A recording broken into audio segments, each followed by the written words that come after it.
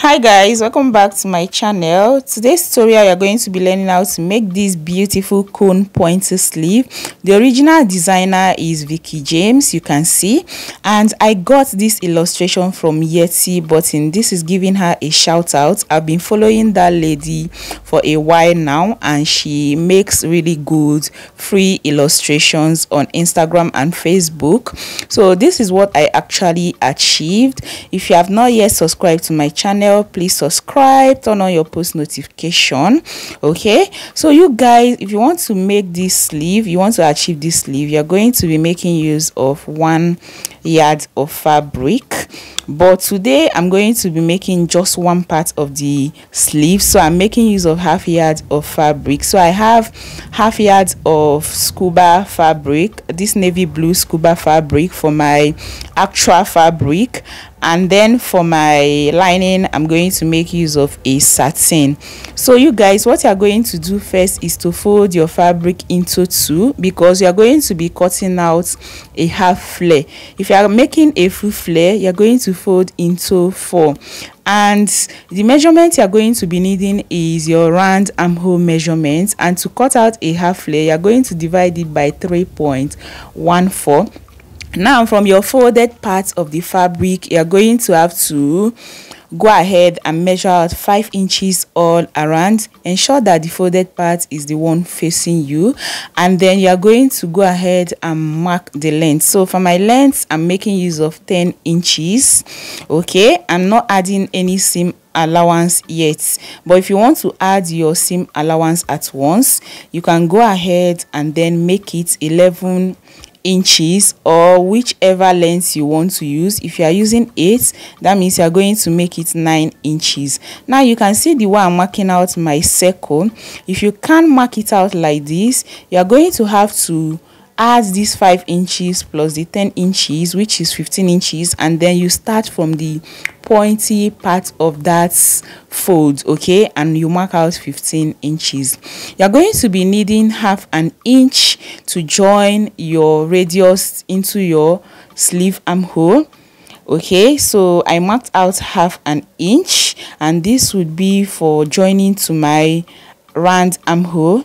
I'm still going to mark out half inch, okay, on the down parts, because I also need half an inch to turn this actual fabric with my lining. So you can see I went ahead to cut out using that half an inch, which I'm supposed to mark out. I didn't mark it out, so I'm cutting half an inch below the actual length. So can you see what I have? So you guys, now that we are done with cutting out this flare, what you are going to do next is to go ahead and reduce the open part by 2 inches. Okay, so once you are done going in by 2 inches, what you are going to do next is to measure your round hem, okay, of this flare. And after you measure it, go ahead and divide it by 2 and note the center. Okay, so I have my center, and you're going to connect this 2 inches reduction to that center.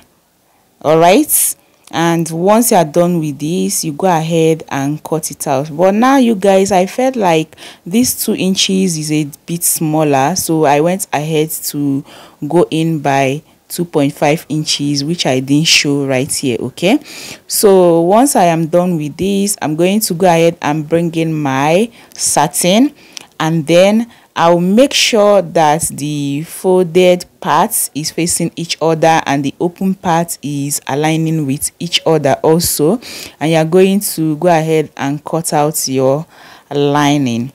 So after cutting out this, we are going to go ahead and start fusing our fabric. Okay, and to do that, this is where you need your feasible interface. So I'm going to go ahead and bring in my paper stay, okay, because what I use here is paper stay, because I feel like this fabric is already thick enough. I made use of scuba.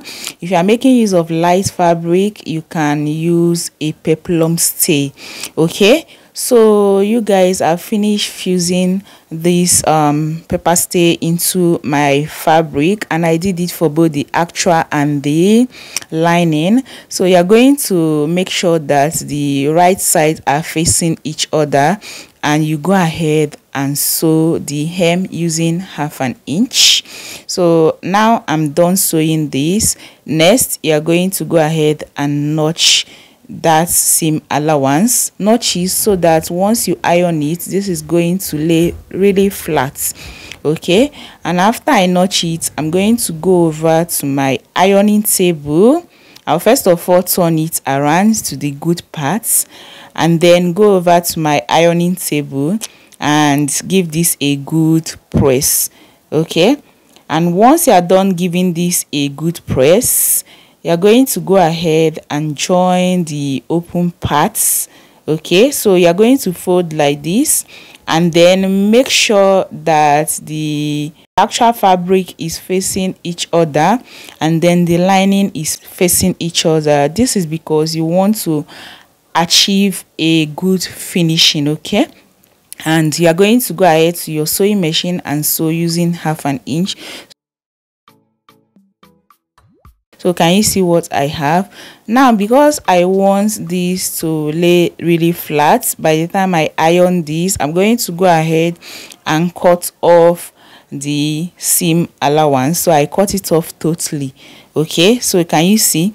And I will go ahead and turn it over to the good side. Now with this finishing, nobody is going to actually find out that you have a lining on this sleeve, because everything is just going to look like the main fabric. Okay, so you guys, you can see this is our sleeve, and next, what you're going to do next is to go ahead and sew the open parts. Now you can see I actually added this satin so that I will add a little bit of spice to this sleeve, and it actually came out very good. Okay, but if you want to make use of both fabric for the lining and the actual piece, you can go ahead and do that.